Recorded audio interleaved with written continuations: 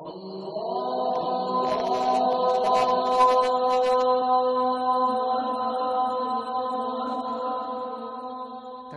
ihram mempunyai makna ketika seseorang mengangkat tangan ke atas sebagai simbol kalau kita melempar, membuang segala sesuatu yang ada di dalam hati dan minda kita daripada perkara-perkara keduniaan ke belakang. Sementara kita menghadap kepada Allah Subhanahu wa taala, kita angkat tangan simbol membuang segala sesuatu selain fokus kita kepada Allah dibuang ke belakang dengan mengucapkan takbiratul ihram. Cara mengangkat tangan saya sudah jelaskan dan posisi tangan ketika berada di atas. Yang pertama, telapak tangan dalam keadaan terbuka menghadap kepada Al-Qiblah. Apa yang kita tahu daripada sunnah takbiratul ihram dilakukan adalah terbuka, menghadap kepada Al-Qiblah, sejajar dengan cuping telinga, dalam berada di atas bahu dan sebut bersamaan dengan memanjangkan sebutan takbir Allahu Akbar. Allahu Akbar atau Allahu Akbar. Yang kedua. Yang ketiga bermula daripada atas. Allahu Akbar. Terdapat beberapa riwayat yang diriwayatkan oleh Imam Abu Dawud tentang kaifiyah salat meletakkan tangan itu. Satu riwayat mengatakan adalah di atas pusar, di bawah dada. Riwayat yang lain mengatakan di bawah pusar. Posisi tangan adalah seperti mana saya jelaskan dan berada di antara pusar di bawah dada ataupun di bawah pusar. Dalam riwayat yang lain dikatakan juga adalah tepat kepada dada dan dilekatkan ke dalam dada. Tapi yang menjadi pegangan dalam mazhab Imam Syafi'i adalah antara di atas pusar dan juga di bawah dada, atau dalam mazhab Imam Maliki adalah di bawah pusar, atau mazhab Imam Abu Hanifah. Apa yang patut kita gunakan mata ini? Tengok kepada apa? Tengok kepada hadapan, tengok kepada bawah, ataupun tengok kepada apa? Kalau kita salat di Kaabah, di Masjidil Haram, maka kalau kita nampak kepada Al-Ka'bah, mata kita melihat kepada Al-Ka'bah dengan penuh mentakzimkan kepada Al-Ka'bah. Tetapi bila mana salat di tempat yang kita tidak nampak kepada Al-Ka'bah, maka kita melihat kepada maudhi' as-sujud. Tempat kita sujud itulah mata melihat ke tempat sujud. Posisi tangan ketika ruku' adalah tepat di atas lutut, dan jari-jari lurus ke bawah. Kalau diangkat dia menghadap kepada Al-Qiblah. Ini baru posisi telapak tangan ketika ar-ruku'. Yang kedua adalah posisi badan kita ketika ruku' dengan leher kita adalah sejajar. Yakni kalau kita berada dalam keadaan ruku' adalah berada dalam keadaan kalau diletakkan sesuatu di atas belakang kita, maka tidak akan jatuh sesuatu itu karena badan kita adalah datar dan rata. Yakni seperti ini. Posisi kaki ketika berdiri itu, baik dalam keadaan berdiri ataupun ruku', tidaklah terlalu lebar, tidaklah rapat seperti ini. Adalah merupakan perkara yang di luar sunnah kalau seseorang salat kakinya rapat seperti ini. Tidak pun juga terlalu terbuka. Hendaklah dia sederhana, yang agaknya kalau diukur dengan satu jengkal itu adalah sudah mencukupi seperti ini. Bangkit daripada ruku' dengan sebutan Sami Allahu liman hamidah, bersamaan juga sebutan Sami Allahu liman hamidah bersama dengan gerakan dan tangan sampai kepada atas Sami Allahu liman hamidah. Tangan disunnahkan turun ke bawah. Posisi sujud seseorang bila mana sujud adalah jari-jari atau batin daripada jari-jari itu adalah menghadap kepada Al-Qiblah. yakni karena kaki bukan berdiri seperti ini sahaja, tetapi ditekan sehingga jari-jari kaki itu menghadap kepada Al-Qiblah. Bila mana mampu keseluruhan jari-jari sampai kepada jari kelingking adalah afdal. Tapi kalau tidak, walaupun sudah satu jari, itu sudah memadai untuk mendapatkan sahnya as-sujud bila mana batin daripada jari-jari kaki ini adalah menyentuh kepada tanah. Yang tidak diperbolehkan adalah bila mana posisi kaki seperti ini. Yang menyentuh kepada tanah itu adalah kuku atau zahir daripada jari-jari. Tidak, tapi butunul asabi', batin atau bagian belakang daripada jari-jari kaki. Walaupun hanya sekedar ibu jari sudah memadai, tetapi afdalnya adalah seluruh jari-jari kaki itu adalah ditekan ke bawah sehingga seluruh jari-jari ini menghadap kepada al-qiblah, kanan dan juga kiri, lutut dan juga tangan. Posisi tangan bila mana sujud adalah berada di tanah menghadap kepada al-qiblah, sejajar dengan jatuhnya atau sejajar dengan bahu kita. Yani seperti ini dan juga seperti ini.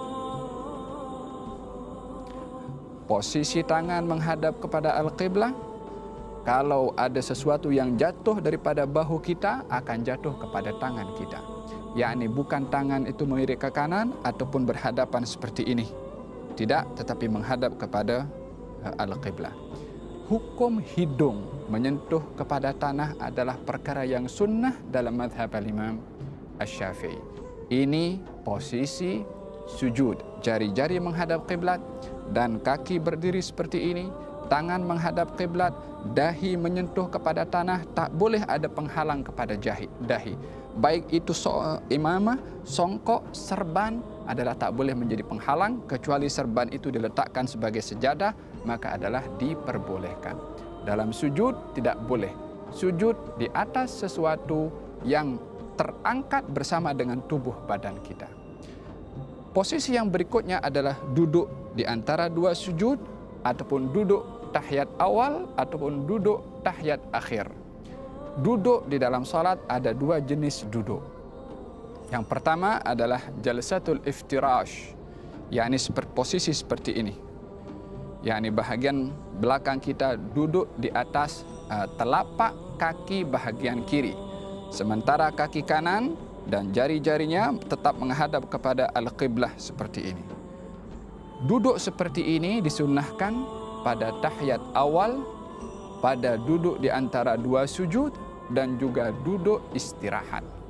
Dalam 3 kaifiyah atau setiap duduk yang tidak ada salam setelahnya, maka disunnahkan duduk iftirash seperti ini. Apakah iftirash? Duduk di atas telapak kaki kiri sementara kaki kanan berdiri tegak.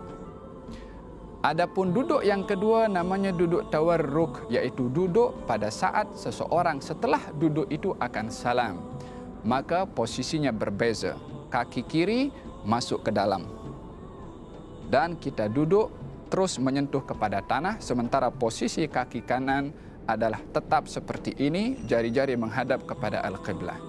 Tidak seperti ini ataupun tidak pun seperti ini.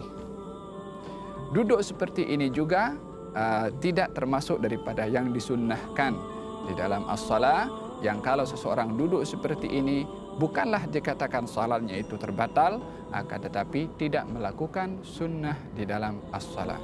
Dalam tahiyat akhir adalah duduk dalam keadaan jari kaki kanan menghadap qiblah, kaki kiri masuk dalam dan juga bahagian belakang ini duduk menyentuh kepada tanah.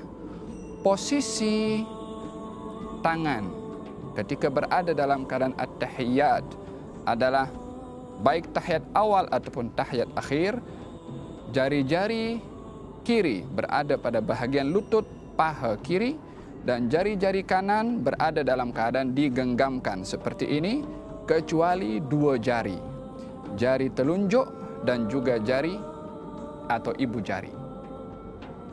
Jari telunjuk dan juga ibu jari. Cara yang digalakkan atau disunnahkan dalam mazhab al-Imam Syafi'i adalah bila mana seseorang itu ingin mengangkat ataupun at-tahiyat, katalah tahiyat awal atau tahiyat akhir, posisi telapak tangan kiri berada tepat pada lutut, telapak tangan tepat juga berada pada lutut, 3 jari daripada tangan kanan digenggamkan, kecuali ibu jari dan juga jari telunjuk yang berada dalam posisi seperti ini. At-tahiyyatul mubarakatus salawatut tayyibatu lillah. Assalamu alayka ayyuhan nabiyyu wa rahmatullahi wa barakatuh. Assalamu alayna wa ala ibadillahis salihin. Asyhadu an la ilaha illallah. Bila mana sebut illallah, barulah tangan atau jari-jari telunjuk ini diangkat dan jari atau ibu jari berada di dalam dua keadaan. Boleh seperti ini, yakni menyentuh kepada jari telunjuk di bawah, ataupun boleh seperti ini, yakni menyentuh kepada jari yang tengah. Posisi ibu jari boleh menyentuh jari tengah, atau posisi ibu jari boleh menyentuh kepada jari telunjuk. Ini posisi kepada ibu jari. Adapun jari telunjuk berada dalam keadaan diangkat, tidak terlalu diangkat seperti begini, ataupun tidak lurus tetapi menunduk ke bawah sedikit. Asyhadu an la ilaha illallah, atau begini atau begini. Dua kaifiyah ini adalah ada di dalam cara melakukan at-tahiyyat.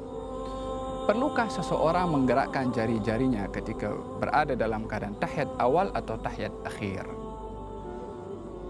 Di dalam hadis ada dua riwayat disebutkan kalau baginda Rasulullah tidak menggerakkan, dan dalam riwayat yang lain diberitahukan kalau Rasulullah menggerakkan. Dua riwayat ini zahirnya bertentangan, tetapi pada hakikatnya tidak bertentangan. Maksud daripada tidak menggerakkan dalam riwayat yang pertama adalah tidak menggerakkan berkali-kali. Maksud daripada menggerakkan dalam riwayat yang kedua adalah menggerakkan sekali. Yakni menggerakkan dalam bahasa Arab itu yuharriku. Yuharriku difahami dengan dua makna. Makna yang pertama menggerak-gerakkan. Kalau menggerak-gerakkan, ini yang dipakai oleh sebahagian pandangan yang mereka bila mana tahiyat menggerakkan berkali-kali. Disebabkan memahami hadis itu dengan fahaman menggerak-gerakkan, maknanya lebih daripada sekali. Yang memahami hadis itu menggerakkan sahaja, maknanya sekali sahaja, daripada atas daripada bawah ke atas. Asyhadu an la ilaha illallah, maknanya dia juga pun menggerakkan. Maka dalam hal ini, dalam mazhab Imam Syafi'i yang menjadi pegangan adalah menggerakkan sekali sahaja, juga sesuai dengan hadis Nabi Muhammad sallallahu alaihi wasallam. Bila mana selesai daripada at-tahiyyat fil alamin innaka hamidum majid, disunahkan seseorang tidak terus salam tapi membagi ruang sedikit. Fil alamin innaka hamidum majid. Bila mana nak mengucap assalam, assalamualaikum warahmatullah. Yani setelah sebutan kum baru menoleh ke kanan, dan setelah sebutan kum baru menoleh ke kiri. Tapi tidak bersamaan dengan sebutan assalamualaikum. Adalah tidak menepati kepada sunnah. Dan juga tidak perlu kita menggerakkan kepala berkali-kali. Assalamualaikum warahmatullah. Assalamualaikum warahmatullah. Gerakan ini bila mana 3 kali berturut-turut akan menyebabkan batalnya salat seseorang, karena perkara membatalkan salat adalah bergerak 3 kali berturut-turut. Jadi cara salam yang benar, assalamualaikum warahmatullah. Kembali kepada kiblat balik, assalamualaikum warahmatullah. Tidak pun daripada kanan terus menoleh ke kiri. Assalamualaikum warahmatullah. Kembali kepada kiblat, assalamualaikum warahmatullah.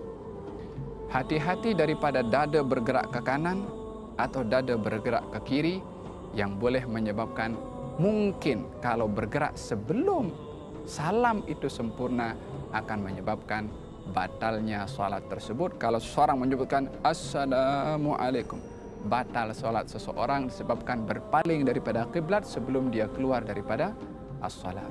Semoga Allah Subhanahu wa taala jadikan solat kita solat yang sempurna dan tergolong orang-orang yang mendirikan as-salah wallahu taala a'lam.